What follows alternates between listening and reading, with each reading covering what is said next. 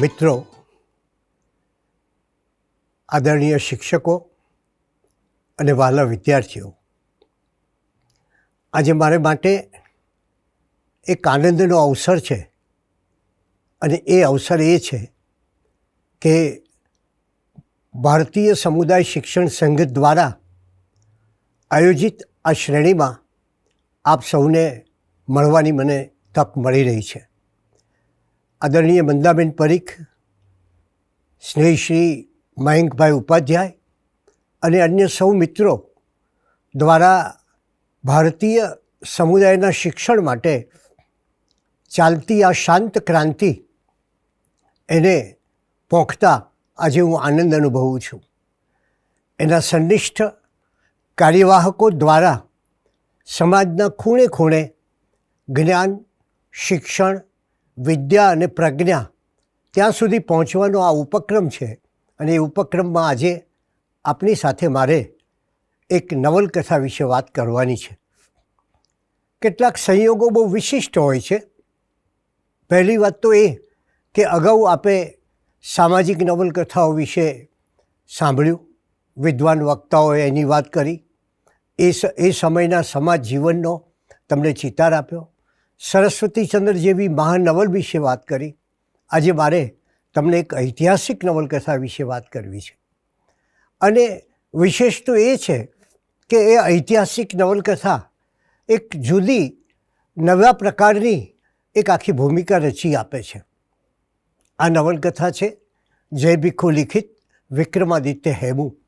આપણે ત્યાં મિત્રો એમ કહેવાય છે કે શીલ તેવી શૈલી, જેવો લેખકનું જીવન, જેવો લેખકનો સ્વભાવ, જેવી લેખકની પ્રકૃતિ એવું એનું સર્જન.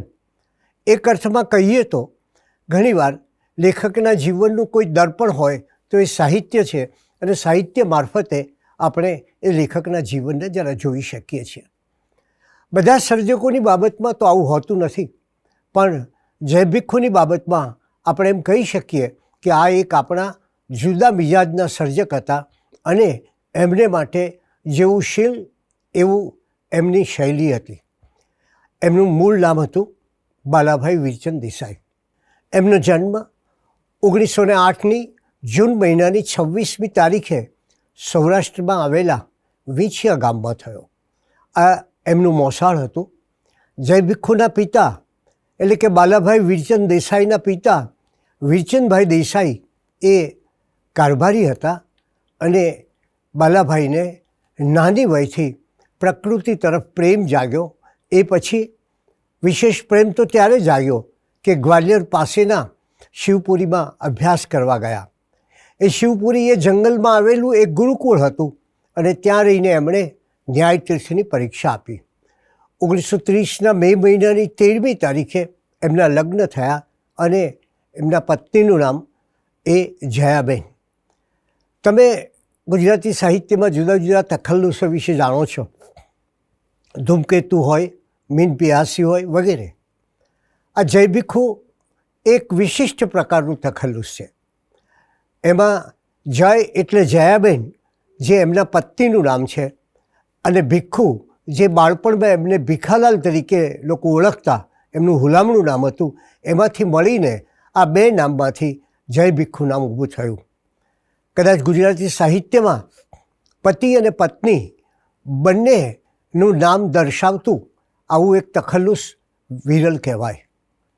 એક લેખક તરીકે એ મારા પિતાશ્રી હોવાથી એમના જીવન સાથે મારો પણ ઘણો લગાવ રહ્યો છે અને એથી જ કેટલીક એમના જીવનની મજાની વાતો તમને એ માટે કહું છું કે તમે સર્જકોના સર્જનની વાત તો સાંભળી, પણ એ સર્જનની પાછળ રહેલું એમનું જીવન, એમની કશમકશ, એમની ખુમારી, એમની જિંદાદિલી એ પણ જાણવી જોઈએ, કારણ કે એનું જ પ્રતિબિંબ આપણે એમના સાહિત્યમાં જોઈ શકીએ છીએ. તો જય ભીખુનું સૂત્ર હતું તું તારો દીવો થા. એમણે આમ જનતાના ઉત્થાન માટે ઘણું કામ કર્યું. એ સ્ત્રીઓની પ્રગતિ હોય, શિક્ષણનું તેજ સમાજમાં પ્રસરે એનો પ્રયાસ હોય, રૂઢિચુસ્તતા નાબૂદ થાય એની વાત હોય, પ્રજામાં રાષ્ટ્રપ્રેમ જાગે એની વાત હોય, લોકોમાં જિંદાદિલી આવે એની વાત હોય. અને એટલે જ એક માનવતા અને માનવ મૂલ્યો દર્શાવતા સાહિત્યના સર્જક તરીકે એમણે ગુજરાતી સાહિત્યમાં પોતાનું આગવું સ્થાન ઊભું કર્યું હતું. ઈંટ અને ઇમારત કોલમ એમણે લખી અને આજે પણ આપ સૌ જાણો છો ગુજરાત સમાચારમાં એ ઈંટ અને ઇમારત કોલમ મારા દ્વારા ચાલી રહી છે. લગભગ 73 વર્ષથી આ કોલમ એક જ અખબારમાં એક જ સ્થાને ચાલે છે. ખેર, જય ભીખુએ 21મા વર્ષે 3 પ્રતિજ્ઞા કરી. અને કેવી પ્રતિજ્ઞા! તમે કલ્પના કરો કે ગ્વાલિયર પાસેના શિવપુરીના જંગલોમાંથી ભણીને આવેલી વ્યક્તિ, જે ધર્મ દર્શન તત્વજ્ઞાનને જાણે છે એવી વ્યક્તિ, એણે નક્કી કર્યું કે હવે મારે મારું જીવન કલમના ખોળે જીવવું છે. સરસ્વતી જે કંઈ આપે એના પ્રસાદને માનીને પ્રસન્નતા અનુભવી છે. અને એમણે પોતાના જીવનમાં 21 વર્ષની વયે 3 નિયમો લીધા. કલમને ખોળે જીવવું, પિતાની સંપત્તિ લેવી નહીં અને પછીના પોતાના વારસોને કદી સંપત્તિ આપવી નહીં. સૌએ પોતાનું જીવન પોતાની તાકાતથી અને શક્તિથી જીવવું. એમણે પોતાની ડાયરી લખી અને એમાં 1 મહિના પહેલાં એ ડાયરીનું છેલ્લું વાક્ય હતું, સૌએ અગરબત્તી જેવું જીવન જીવવું. પોતાના અવસાન પૂર્વે બરાબર 1 મહિના પહેલાં લખાયેલી આ ડાયરી છે અને એમાં એમણે આ વાત લખી છે. તમે સરસ્વતીચંદ્ર નવલકથા વિશે તો સૌ જાણો છો, તમને સરસ રીતે બધી વાત કહેવામાં આવી છે. પણ એ કેવો હતો સરસ્વતીચંદ્ર નવલકથાનો પ્રભાવ! તમને આશ્ચર્ય થશે કે મધ્યપ્રદેશના ગ્વાલિયરના શિવપુરીના ગુરુકુળમાં ભણતા આ વિદ્યાર્થીએ પોતાને સરસ્વતીચંદ્ર વાંચવા મળે એ માટે એક પુસ્તક લખી આપ્યું હતું. અને એ સરસ્વતીચંદ્રની પ્રગાઢ અસર એ જય ભીખુ પર હતી. એમણે એ જે વિસ્તારોમાં હતા, ગ્વાલિયરનો વિસ્તાર, મિત્રો આપ સૌ જાણો છો ઇતિહાસને, કે જ્યાં ઝાંસીની રાણીની વાત હોય, જ્યાં તાત્યા ટોપેની વાત હોય, એવા એક ક્રાંતિકારી ભૂમિની એમને સુગંધ લીધી હતી. એના સ્મારકો જોયા હતા. ઠેર ઠેર ફરીને એમણે એ જગાઓને નિહાળી હતી. અને એ રીતે જોઈએ તો એમણે જે ઐતિહાસિક નવલકથાઓ આપી, સાહિત્યમાં 20 જેટલી નવલકથાઓ એમણે ઇતિહાસ વિષયક નવલકથા આપી છે. ભાગ્ય નિર્માણ, કામ વિજેતા સ્થુલીભદ્ર, ભગવાન ઋષભદેવ, ભરત ચક્રવર્તી, આવી 20 જેટલી નવલકથાઓ એમણે આપી છે. એનું કારણ મેં તમને કહ્યું તેમ કે અભ્યાસકાળ દરમિયાન જ એમને એક ઇતિહાસમાં ભારે રસ હતો. અને એથી જ એ ઇતિહાસનો રસ એમાં કેવું ઉમેરણ થાય છે જુઓ. મારે તમને એક સર્જકનું ઘડતર કઈ રીતે થાય છે એની વાત કરવી છે. એની કૃતિ તો આપણી પાસે છે, પણ એ કૃતિ પહેલાં એ સર્જક ખુદ કેટલી કસોટીમાંથી પસાર થયો છે એની વાત કરવી છે. તો જય ભીખુની એક વિશેષતા, એમની ભાષામાં, ગુજરાતી તો હતા જ, ગુજરાતી ભાષાનો માટે અખૂટ પ્રેમ, પણ એની સાથોસાથ જે શિવપુરી વિદ્યાલયમાં ભણતા ત્યાં સંસ્કૃત ભાષામાં ભણવામાં આવતું. ન્યાય તીર્થની એમને પદવી લીધી, એટલે કે લોજિકમાં, તર્કશાસ્ત્રમાં એ પોતે આજના સમયમાં કહીએ તો MA થયા અથવા તો શ્રેષ્ઠ ડિગ્રી મેળવી. અને ન્યાયના ગ્રંથો બધા સંસ્કૃતમાં હોય. અને ત્રીજી વાત છે કે એમના લખાણમાં, એમની રજૂઆતમાં એક ઉર્દુની છાંટ પણ મળે છે. આમ એક સાથે 3 જબાન જેને કહીએ, ગુજરાતી, સંસ્કૃત ને ઉર્દુ, એ ત્રણેયનું એક કદાચ એમની શૈલીમાં એવું મધુર મિલન થાય છે કે વાચક આમ ઓળઘોળ થઈ જાય એના તરફ. અને ત્યારે એમણે પોતે આ ઉર્દુ ક્યાંથી શીખ્યા?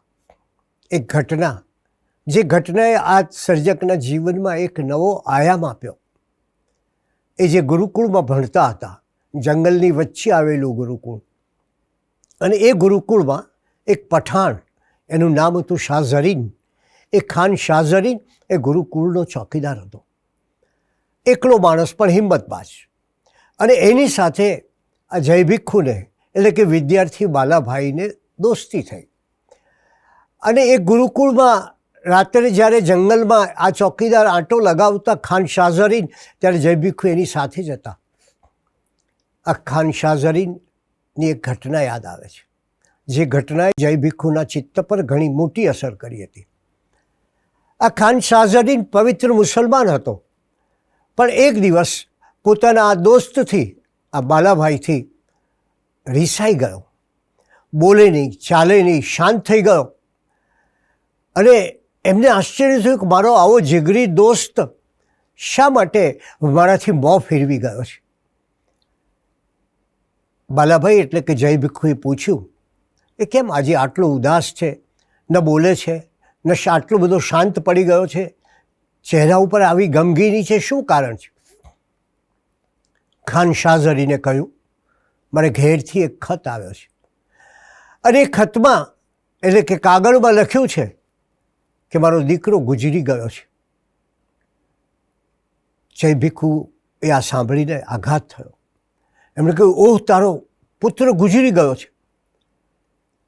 ખાન સાહેબે કહ્યું કે અમારે ત્યાં આંખમાંથી આંસુ પડે એ વ્યક્તિ ખુદાનો ગુનેગાર ગણાય, માટે મારી આંખમાં આંસુ નથી, પણ મારા દિલમાં ભારોભાર વેદના છે. અને વેદના કઈ છે? વેદના એ છે કે મારો દીકરો જે ગુજરી ગયો એનું મૃત્યુ મારા શાળાએ છોડેલી બંદૂકની ગોળીથી થયું છે. થયું હતું એવું કે ખાન શાહઝરીનની પત્ની એના પિયર ગઈ હશે, અને પછી ભાઈ અને એમની પત્ની વચ્ચે કોઈક વિવાદ જાગ્યો હશે. એવી વખતે ખાન શાહઝરીનની પત્ની પોતે પોતાના ભાઈને શાંત પાડવા ગઈ. બાળક તેડેલું હતું, અને પેલા ભાઈએ ગુસ્સામાં એ સમયે પેલી બંદૂક ઉઠાવી અને ગોળી મારી પોતાની પત્નીને પણ વાગી, બહેનના દીકરાને, અને દીકરો ગુજરી ગયો. હવે શું કરીશ તું? જય ભીખુએ સવાલ કર્યો પોતાના મિત્રને, જીગરી દોસ્તને. એ કે હવે મારે ત્યાં તો નિયમ છે કે ખૂનનો બદલો ખૂન, એટલે એને ખૂન કર્યું, મારે ખૂન કરવું જ પડે એનું. અને માટે જ હવે હું મારે ગામ જઈશ, આ બંદૂક છે મારી, એ આ સાયકલ વેચી દઈશ, બંદૂક લઈ મારે ગામ જઈ અને ખૂનનો બદલો ખૂન, એ અમારો નસ્બુલ ઐમ, નસ્બુલ ઐમ શબ્દનો અર્થ છે જીવનનો મંત્ર છે. નહીં તો અમે એમ કે અમારી જાતિમાં અમારું મોં બતાવી શકીએ નહીં. અને જુઓ, જય ભીખુએ સવાલ કર્યો પોતાના જીગરી દોસ્તને. દીકરાના મોતનું વેર કંઈ શાળાના મોતથી લેવાય? શાળાને મારીને આપણા દીકરાના મોતનું વેર ન લઈ શકે. શાહઝરીન તો ગુસ્સામાં હતો, નક્કી કર્યું, સાયકલ વેચી દીધી, નીકળવાની તૈયારી કરી, અને રહેતો હતો ક્યાં? અફઘાનિસ્તાનની સરહદની 5 કિલોમીટર દૂર આવેલા એક નાનકડા ગામમાં. આપણે જાણીએ છીએ ઇતિહાસની દૃષ્ટિએ ખૈબર ઘાટના નજીકમાં.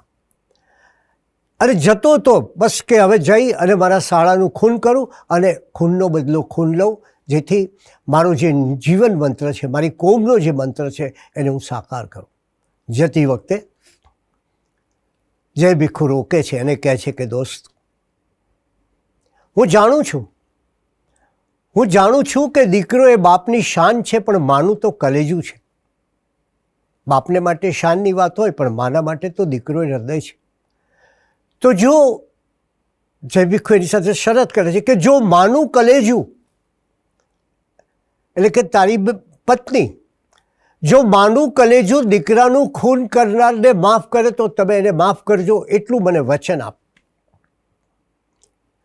અને ખાન શાહઝરીન પોતાના જીગરી દોસ્તને વચન આપીને પોતાના ગામ જવા નીકળે છે. અને ત્યારે એની પત્નીને કહે છે કે મારા જીગરી દોસ્તે મારી સાથે આ શરત કરી છે કે જો તું એને માફ કરે તો મારે એની માફી આપવી. ત્યારે ખાન શાહઝરીનની પત્નીએ કહ્યું કે મારા ભાઈએ કરેલી ભૂલથી કરેલા ખૂનની માફી બક્ષો. અને પછી એ શાળા અને બંને એકબીજાને ભેટી પડ્યા. આ ઘટના એણે જય ભીખુના જીવનમાં એક છાપ મૂકી, એક અફઘાનની, એક મુસલમાનની, એક પાક મુસલમાનની. અને ત્યારે એ સમયે આ ગુરુકુળની વાત છે ને, ત્યારની વાત કરું છું આપને. તમે જો બાળપણના સંસ્કાર કેવી અસર કરે છે. બાળપણમાં આપણે કોઈ કવિતા વાંચી હોય, કોઈ પાઠ વાંચ્યો હોય, કોઈ સરસ પ્રસંગ સાંભળ્યો હોય તો આપણા ચિત્તમાં કેવું ગાઢ આખા જીવનભર એની અસર રહે છે. તો બાળપણમાં આ ગુરુકુળની અંદર હેમુ નામનું નાટક, વિક્રમાદિત્ય હેમુ નામનું નાટક જય ભીખુએ ભજવ્યું હતું. અને બાળપણનો પ્રભાવ એ જે હેમુનું પાત્ર ભજવ્યું હતું ગુરુકુળમાં, એ બાળપણનો જે પ્રભાવ હતો એ પ્રભાવ મારે આપને કહેવું છે કે એક નવલકથા રૂપે આપણને મળે છે. શીલ તેવી શૈલી, બરાબર ને? જેવો અનુભવ એવું સર્જન. અને એમાંથી જ્યારે એ હેમુનું પાત્ર ભજવ્યું, એની ભજવણી કરી અને પછી પોતાના મનમાં એ પાત્ર ઘૂંટાયા જ કરે, ઘૂંટાયા જ કરે, ઘૂંટાયા જ કરે. ઇતિહાસના પાના ઉખેડ્યા. તો ઇતિહાસમાં કહ્યું છે કે હેમુ એક નિષ્ણાત સેનાધિપતિ અને રાજનીતિજ્ઞ હતો કે જે ઊંચા પ્રકારની બહાદુરી ધરાવતો હતો અને વ્યવસ્થા શક્તિ ધરાવતો હતો. મેવાત પ્રદેશના રેવાડી ગામનો હકીકતમાં તો એક સામાન્ય દુકાનદાર હતો, પરંતુ એ દુકાનદારમાંથી આગળ વધીને છેક સેનાપતિ અને પછી દિલ્હીનું શાસક બને છે. ખુદ હવે ઇતિહાસની થોડી વાત કરી લઈએ, કારણ કે જવું છે ઐતિહાસિક નવલકથા પાસે. ખુદ અબુલ ફઝલ, જે અકબરના દરબારમાં હતો અને જે મોટો ઇતિહાસકાર હતો, એ પણ આ અકબર સામે યુદ્ધે ચડેલા હેમુના વિશે એની અજોડ યોગ્યતા અને સફળતાપૂર્વક રાજકાજની વ્યવસ્થાને આદર આપે છે. અને એના સમયના મહાપુરુષોમાંથી એક મોટો મહાપુરુષ હતો. વિન્સેન્ટ સ્મિથ નામનો એક બહુ મોટો ઇતિહાસવિદ લખે છે હેમુ વિશે કે આખા હિન્દુસ્તાનમાં અકબરના પ્રતિસ્પર્ધીઓમાં, અકબરના હરીફોમાં અકબરનો સામનો કરી શકે એવો એકે પ્રતિપક્ષી ન હતો એ સમયે જે બહાદુરી, સાહસ અને હિંમતમાં હેમુને ટપી જાય. વિન્સેન્ટ સ્મિથ કહે છે કે એણે 22 વ્યૂહભરી લડાઈઓમાં વિજય મેળવીને પોતાને માટે અજોડ એવી લશ્કરી શ્રેષ્ઠતા મેળવી હતી. પણ અફસોસ એ વાતનો છે કે ઇતિહાસમાં હેમુ વિશે બહુ ઓછું મળે છે. અને ત્યારે એ ઇતિહાસ જે લખાયો છે એ આપણે જાણીએ છીએ મુસ્લિમ ઇતિહાસકારોની દૃષ્ટિએ લખાયો છે. અને માટે જે હેમુની આછી પાતળી રેખાઓ મળે છે, હેમુનું આછું પાતળું જીવન મળે છે, અને એ જીવનને એક સર્જક પોતાના ચિત્તમાં એવી રીતે રાખે છે, એવી રીતે મૂકે છે, એની આસપાસ એવા ભાવો, એવા કાર્યો, એવી યોજનાઓ અને એવું દર્શન, એવા વિચાર મૂકે છે, અને એને પરિણામે આપણને મળે છે જય ભીખુ પાસેથી વિક્રમાદિત્ય નામની ઐતિહાસિક નવલકથા, જે નવલકથાની વિશેષ વાત આપણે હવે પછી કરીશું.